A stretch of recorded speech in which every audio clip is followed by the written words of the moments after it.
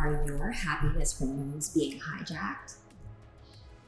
They probably are, but don't you worry, help is on the way. On this episode of the Rachel Z Project Podcast, episode 10, we're going to talk all about your hormones and specifically your happiness hormones. Let's start at the beginning. What are your happiness hormones? What are hormones? Let's start there. Hormones are essentially the chemical messengers within your body that help your body communicate with itself. Everything from breathing to muscle contraction to getting horny, these are all modulated by hormones. And your mood, specifically being happy, sad, trusting, angry, all of these emotions, they're all modulated by our endocrine system. And within the endocrine system, we have hormones. And of these hormones, we also have neurotransmitters. So not all hormones are neurotransmitters, but these specific happiness hormones are. So we're going to talk about the 3 happiness hormones of interest. We're going to talk about endorphins today. That's going to be saved for a little bit of a workout intel session. We would like to look at 3 happiness hormones in particular. The first being serotonin, the second being dopamine, and the third being oxytocin. All 3 of these happiness hormones work synergistically together in order to modulate your feelings. And this goes down to how our ancestors used to cope with things like the elements, to survival, to falling in love. And so gaining power through understanding how these different happiness hormones work within us can empower us to gain control of it. Because right now, in terms of being hijacked, what I mean by your hormones being hijacked is when you hear sirens outside of your window, when you watch a sad movie, when you fall in love, all of these things have an ability to change and modulate and the frequency of your emotions and how you're feeling. Ever notice how your mood can change from listening to a really happy song or a specific song that brings back memories of a time when you fell in love? All of those feelings, all of those juicy emotions are modulated by your endocrine system and your hormones and your neurotransmitters. And we would like to think of each of those cells as being extensions of ourselves, no different than you as being one of the whole universe are also those cells, each a part of you. And so we can gain a lot of power through going inward and talking to each of those neurotransmitters to have them help us out.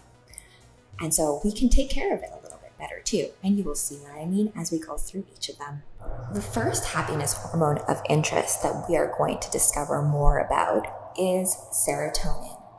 You may have heard a lot about serotonin. Serotonin is typically the neurotransmitter and happiness hormone that is being tinkered with when you're dealing with SSRIs.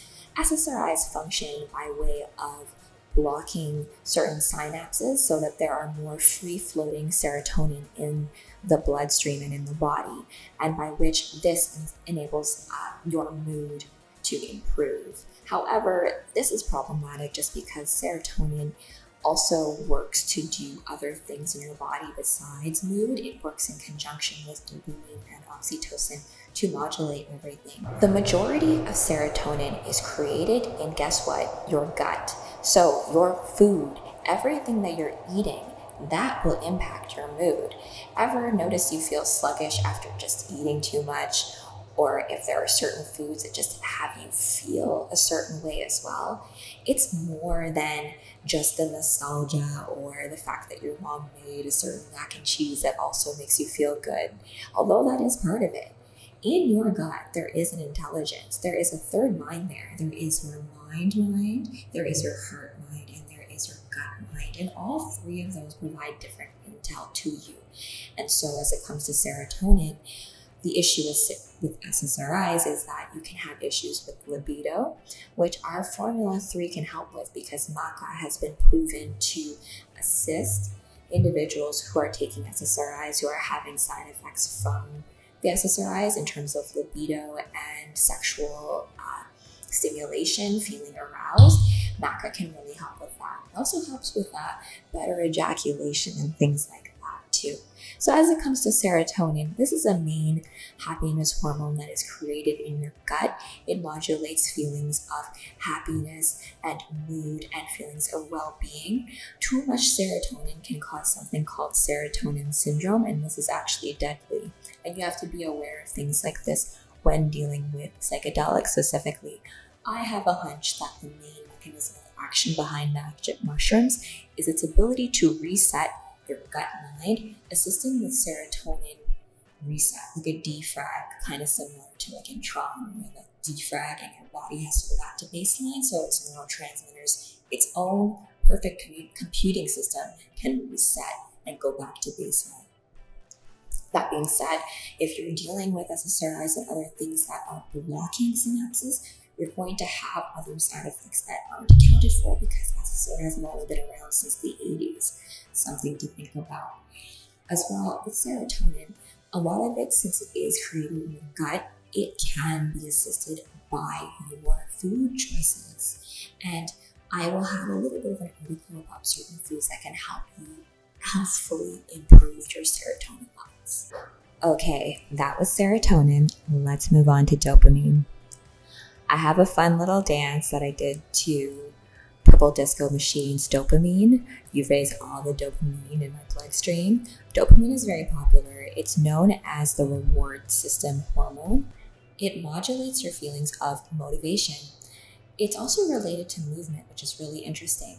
So the same chemical neurotransmitter that tells your body to move is related to your reward pathways. And this is precisely why, if you feel like your happiness hormones have been hijacked, you're watching too much of the news, you're listening to music that doesn't have a high frequency, wonderful vibration, you can take it back by movement, by dancing more, by working out more, because all of that movement is a great way to reset and gain control of your dopamine reward pathway systems. This is why dopamine, I have to go back and I will add a little tag to this presentation just so that I'm correct. But dopamine, too much or too little dopamine is related to Parkinson's disease. And so the idea of shakes, that connection between movement and mood and your neurological system is reflected in that connection between dopamine and Parkinson's disease. As well as when you think about drug addiction, that is typically the pathway by which addictions are fostered. So I like to look at this as Kevin has a saying. He says, I just MK Ultra myself. And that's kind of what taking back control of your dopamine reward system is all about. You can't just reteach yourself to find pleasure in activities and rituals in your day that also help your Earth avatar feeling good. I'll give you an example. So I used to be I still like drinking alcohol. And from the prairies, drinking beer, shots, I could drink guys under the table. I used to be a bartender, all of that kind of good stuff. This wasn't good for my body, even as I was working out and things like that. Me and my sister could even do whole workouts, deadlift, hungover the next day. So it wasn't a problem in that sense. But my body wasn't functioning optimally. And I know that my husband Kevin, for a very long time, was just kind of not into drinking. Alcohol itself is a lower, it's a frequency lower, right? It was a movie with Bradley Cooper that talked a little bit about how magic isn't possible if you drink, because you're not going to be in that right headspace to connect with your higher selves. And I think there's some truth to that. And it's also related to your inner workings of your dopamine and that neurotransmitter. Dopamine is, I believe, created in the brain. It's not the same as serotonin in that sense, but there is a level of you taking back control of your reward systems. So if we think about things like smoking, this is also where magic mushrooms can help, because it's a lot of those pathways we keep doing habits.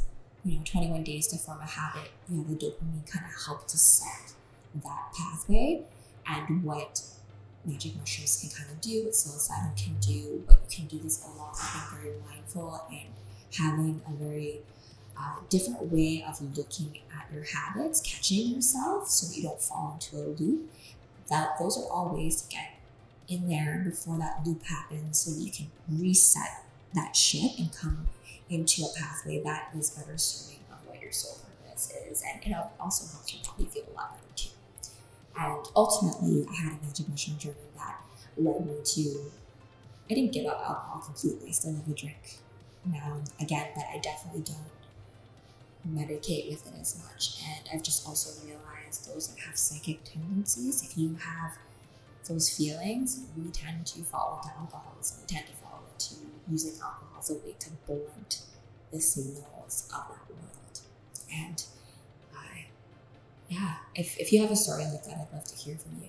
And I will go into, I have another little video I'm going to be making about the new other podcast I'm doing on truth, beauty, freedom, and love. And it's kind of all based on how telling stories around those themes, around triumph, and just all the good stuff.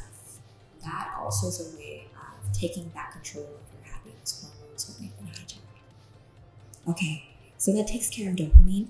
Let's move on into oxytocin. Okay, the third and final hormone, or final happiness hormone that we're going to take a deeper look at today is, of course, oxytocin.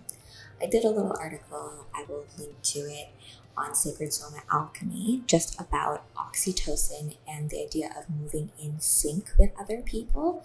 So when you move in sync with other people, and this isn't just in a dance class, this can also be in a format of, let's say, a personal trainer and a client, or a teacher and student of martial arts, where you're doing a sort of movement and then the other person is mimicking it.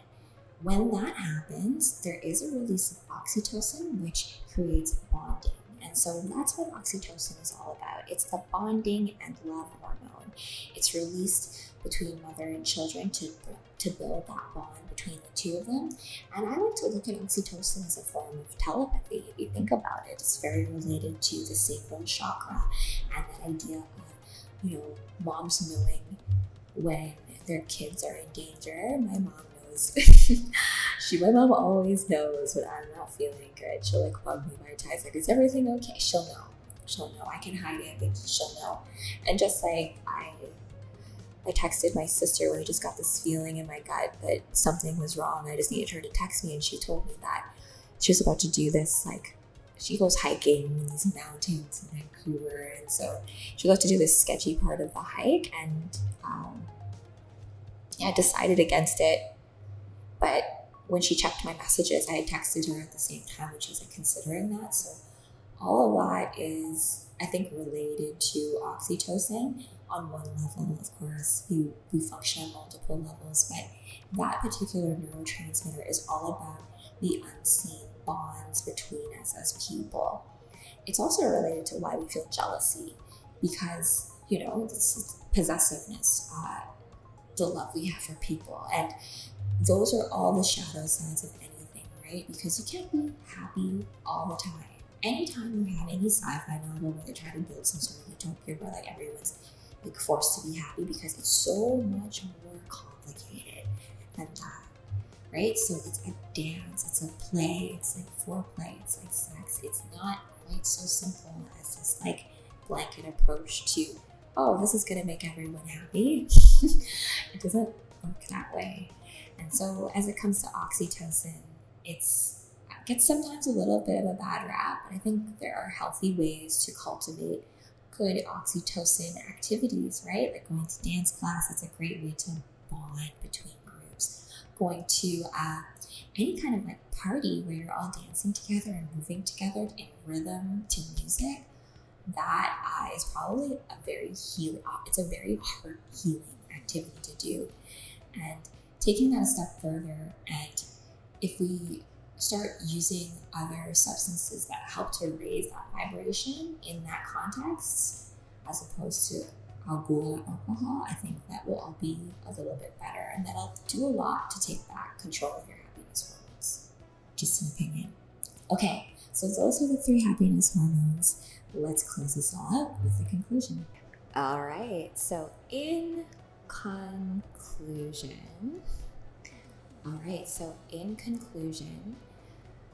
we took a look at, hey, are your happiness hormones being hijacked? And yes, they probably are.